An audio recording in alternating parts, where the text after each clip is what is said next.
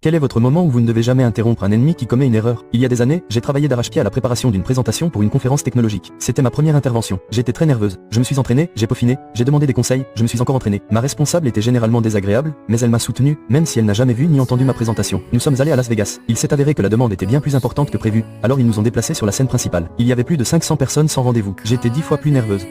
Juste avant le début, elle a remarqué une personnalité médiatique très connue et son photographe assis au premier rang. Elle était toute excitée et a insisté pour co-présenter la présentation. Elle est même allée jusqu'à inscrire son nom sur la diapositive de titre, ce qui m'a évidemment mis hors de moi. Nous sommes montés sur scène. Elle a fait une introduction correcte, puis j'ai commencé. Elle n'arrêtait pas de m'interrompre, alors je l'ai laissé faire. Ça m'a rappelé une émission matinale. Un groupe de personnes au sourire faussement exagéré discutant en même temps. C'était un sujet extrêmement technique, avec une démonstration en direct. Elle a bafouillé chaque diapositive, encore plus que la suivante. Puis, arrivée à la diapositive de démonstration en direct, elle s'est figée. J'ai eu le courage de la laisser mourir. C'était d'une brutalité glorieuse. On a eu une sorte de confrontation après. Je suis parti 2 ou 3 mois plus tard. Elle a été licenciée peu après. Oh, et les journalistes pour qui elle se pavanait sont partis juste avant le début. Je crois qu'ils étaient juste là, assis là, depuis la séance précédente.